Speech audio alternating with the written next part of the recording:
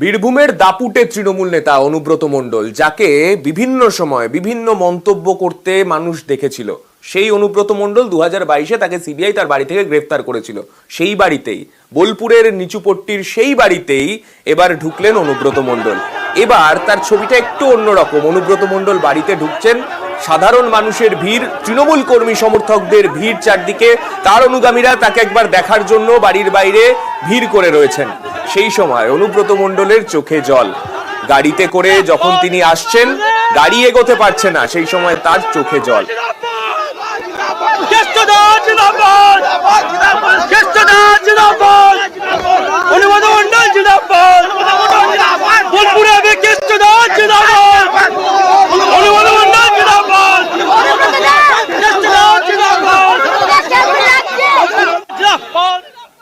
ভালো আছি।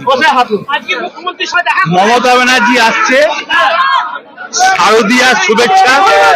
মমতা ব্যানার্জিকে আমি ভালোবাসি,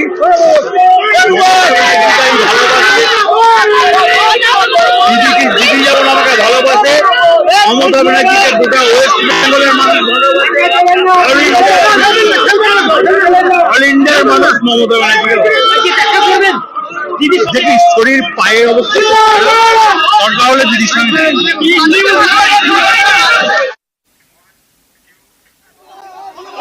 2022-এর অগস্ট থেকে 2024-এর সেপ্টেম্বর, এই 2 বছর 1 মাস পরে অনুব্রত মণ্ডলের ঘরে ফেরা।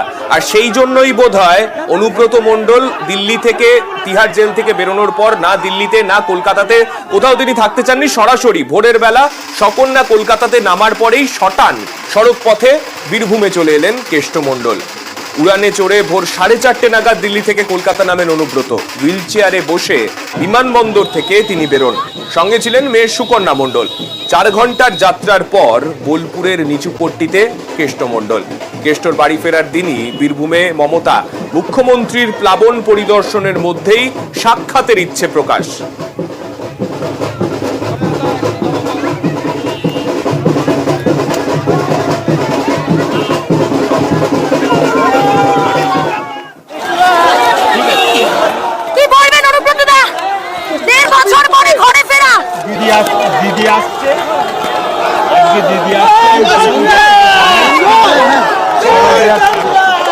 মুখ্যমন্ত্রী মমতা বন্দ্যোপাধ্যায় আছেন আজকে আপনার জেলায়। দিদিকে আমি মুখ্যমন্ত্রী নয়, আমার দিদিকে আমি স্বাগত জানাই এবং শারদীয়ার স্বাগত, প্রত্যেক মানুষকে শারদীয়ার দেখা করবেন। আজকে দেখা করবেন। অনুব্রত মণ্ডলের ঘরে ফেরা দেখানোর চেষ্টা করব ঠিক কোন আইনি প্রক্রিয়ার মাধ্যমে ছাড়া পেলেন অনুব্রত মণ্ডল। 30 জুলাই সিবিআই এর করা মামলায় সুপ্রিম কোর্টে জামিন পান অনুব্রত মণ্ডল। ইডির মামলায় তখনও পর্যন্ত যা সিদ্ধান্ত হয় তাকে তিহারেই থাকতে হবে, কেননা ইডির মামলাটা তখনও পর্যন্ত চলছিল।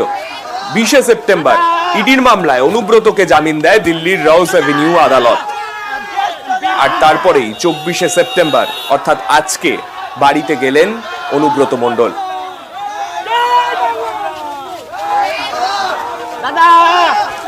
তিহার থেকে বোলপুর, ভোর রাতে দিল্লি থেকে কলকাতা বিমানবন্দর, তারপর সেখান থেকে মেয়েকে নিয়ে সোজা বোলপুরে নিজের বাড়িতে। 2 বছর পর নিজ ভূমে কেষ্ট। সমর্থক আর অনুগামীদের উচ্ছ্বাসে ভাসলেন অনুব্রত মণ্ডল।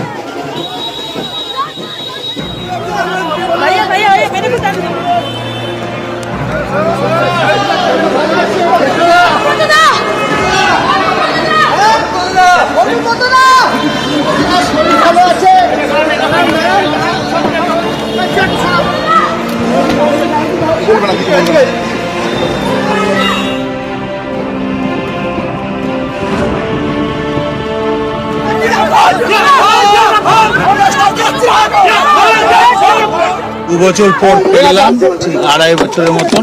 দিদি ভালো থাকুক, দিদির জন্য আমি আছি, বরাবরই থাকবো।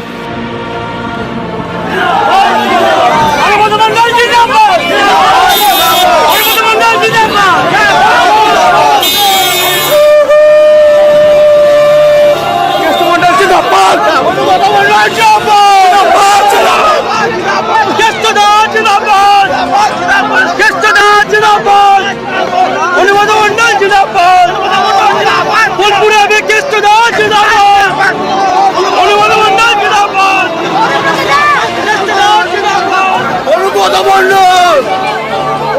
মণ্ডল, অনুব্রত মণ্ডল, অনুব্রত মণ্ডল, অনুব্রত মণ্ডল, অনুব্রত মণ্ডল।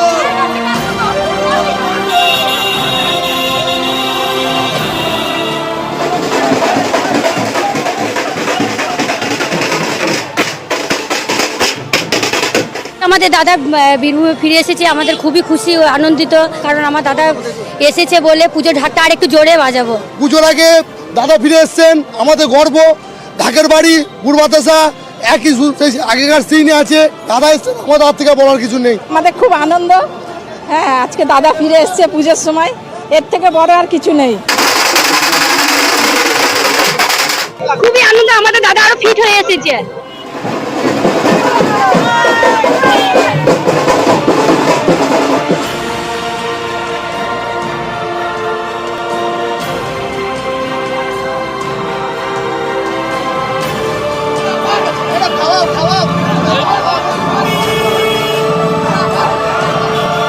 বীরভূমের ভাগ যখন জেলে ছিল, এখানকার কিছু চুনোপুটি ক্যাকজিয়ার লাভালাভি করছিল, যেই ভাগ চলে এসছে এখন আর তাদের দেখা পাওয়া যাবে না।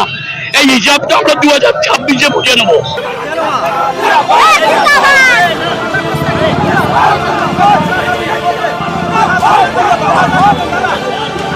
প্রত্যেকবার দাদা নতুন আনা মাদ্রাসা খাওয়ায় সবাইকে, তাই আমিও দাদার জায়গাটাই।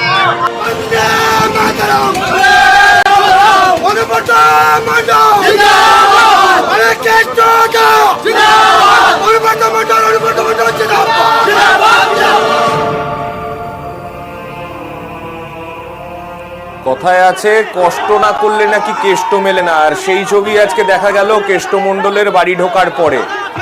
অনুব্রত মণ্ডল বাড়িতে ঢোকার পর বাইরে অনুগামীদের এত ভিড়, তার মধ্যেও সাধারণ মানুষ যখন তাকে একবার দেখার জন্য ভিড় করে রয়েছেন, তার মধ্যেও দুই বিধায়ক চন্দ্রনাথ সিনহা এবং বিকাশ রায় চৌধুরী, তারা এসে কিন্তু দেখা পেলেন না অনুব্রত মণ্ডলের। বাড়ির বাইরে যারা ছিলেন তারা সেই নিরাপত্তার দায়িত্বে থাকা পুলিশ আধিকারিকরাই তাদেরকে বাধা দেন এবং বলেন অনুমতি নেই দেখা করার।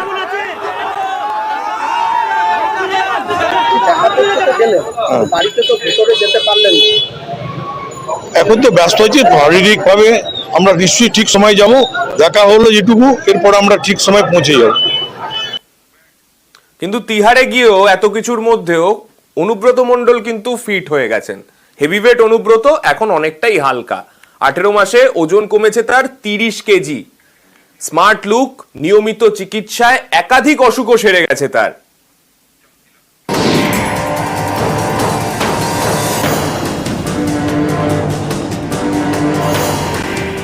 টানা তিহারে থেকেই ওজন ঝরল হেভিওয়েট অনুব্রত মণ্ডলের।